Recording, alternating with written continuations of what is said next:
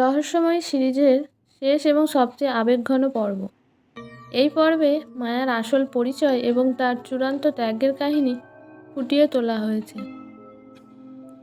শহর জুড়ে এক অদ্ভুত আতঙ্ক ছড়িয়ে পড়েছে।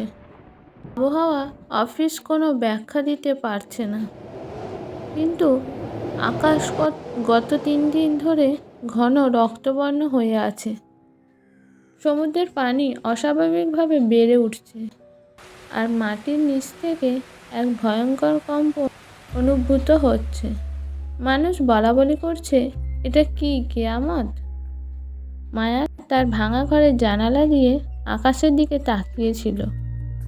তার চোখে আজ জল। সে জানে এটা কেন হচ্ছে। সে আসলে কোনো মানুষ নয়, সে হলো প্রকৃতির প্রাণভোমরা বা পৃথিবীর রক্ষাকর্তা। 1000 বছর আগে এক অভিশাপের কারণে তাকে সাধারণ মানুষের রূপ নিতে হয়েছিল। তার শক্তি ব্যবহারের একটি শর্ত ছিল, সে যদি কখনো তার সর্বোচ্চ ক্ষমতা দিয়ে কোনো বড় বিপর্যয় আটকায়, তবে তাকে নিজের অস্তিত্ব বিলীন করে দিতে হবে। সে আর মানুষের মধ্যে ফিরতে পারবে না। হঠাৎ এক বিশাল ভূমিকম্পে শহরে কেঁপে উঠল। বড় বড় দালান ধসে পড়ছে। মানুষ দিকবিদিক জ্ঞানশূন্য হয়ে ছুটছে। ঠিক তখনই শহরের একমাত্র বাঁধটি ভেঙে যাওয়ার উপক্রম হলো। যদি বাঁধ ভেঙে যায়, তবে কয়েক লাখ মানুষ মুহূর্তেই সলিল সমাধি লাভ করবে। মায়া ধীর পায়ে ঘরের বাইরে এলো। পাড়ার লোক তখন পালাচ্ছে। হরমোহনবাবু ল্যাংচাতে মায়ার পাশ দিয়ে যাচ্ছিলেন। তিনি পড়ে গেলেন। মায়া তাকে হাত বাড়িয়ে টেনে তুলল। হরমোহনবাবু অবাক হয়ে বললেন, মায়া, তুই পালাচ্ছিস না কেন? শহর শেষ হয়ে যাচ্ছে। মায়া শান্ত গলায় বলল, বাবু, আমার কাজ শেষ হয়েছে, আপনি যান, সাবধানে থাকবেন। মায়া নদীর পাড়ে গিয়ে দাঁড়ালো। একটি মর্মর শব্দে ভাঙতে শুরু করেছে। পানির তীব্র গর্জন শোনা যাচ্ছে। মায়া তার 2 হাত আকাশের দিকে তুলল।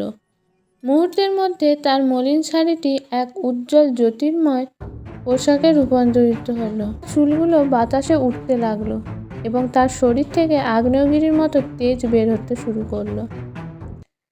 সে বিড়বিড় করে বলল, হে পৃথিবী, আমি আমার প্রতিজ্ঞা রক্ষা করছি। আমার অস্তিত্বের বিনিময়ে এই শহর রক্ষা পাক। মায়া নদীর উত্তাল ঢেউয়ের দিকে ঝাঁপিয়ে পড়ল, কিন্তু সে তলিয়ে গেল না। এক বিশাল আলোর দেয়াল তৈরি করল। সেই দেয়াল বাঁধের ভাঙা অংশকে জোড়া লাগিয়ে দিল। নদীর প্রচণ্ড স্রোত সেই আলোর দেয়ালে ধাক্কা খেয়ে শান্ত হয়ে গেল। পুরো শহরবাসী স্তব্ধ হয়ে দেখল, এক নারী মূর্তির আকৃতির এক বিশাল আলোকপিণ্ড আকাশ ছুঁয়ে দাঁড়িয়ে আছে।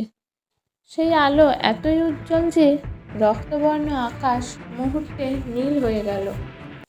ভূমিকম্প থেমে গেল, বাতাস শান্ত হলো। কিছুক্ষণ পর সেই আলোকপিণ্ডটি ধীরে ধীরে হাজার হাজার ছোট ছোট আলোককণায় বিভক্ত হয়ে বাতাসে মিশে গেল। সাথে সাথে মায়াও অদৃশ্য হয়ে গেল। পরদিন সকালে শহর একদম শান্ত। মানুষ নতুন করে বাঁচতে শুরু করেছে, কিন্তু কেউ মায়াকে আর কোথাও খুঁজে পেল না। তার সেই জরাজীর্ণ ঘরটি এখন ফুলে ফুলে ভরে গেছে, যেন সেখানে কোনো বসন্ত নেমে এসেছে।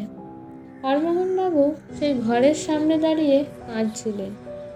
তিনি এখন বুঝতে পারছেন, যাকে তিনি সারা জীবন অবহেলা করেছেন, সে আসলে কে ছিল।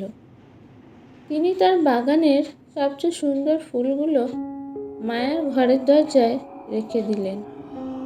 শহরের মোড়ে মোড়ে এখন সেই রহস্যময়ী মহিলার গল্প।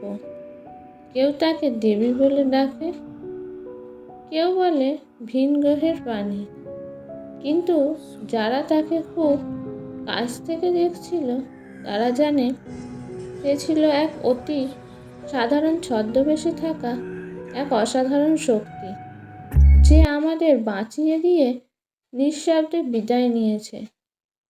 মায়া আজ আর নেই, কিন্তু বাতাসের ফিসফিসানিতে বা বৃষ্টির রিনঝিন শব্দে এই শহর এখনও তার অস্তিত্ব অনুভব করে। সে রয়ে গেছে মানুষের বিশ্বাসে আর ভালোবাসায়। ভালো লাগলে সাবস্ক্রাইব করবেন, শেয়ার করবেন, লাইক ও কমেন্ট করবেন।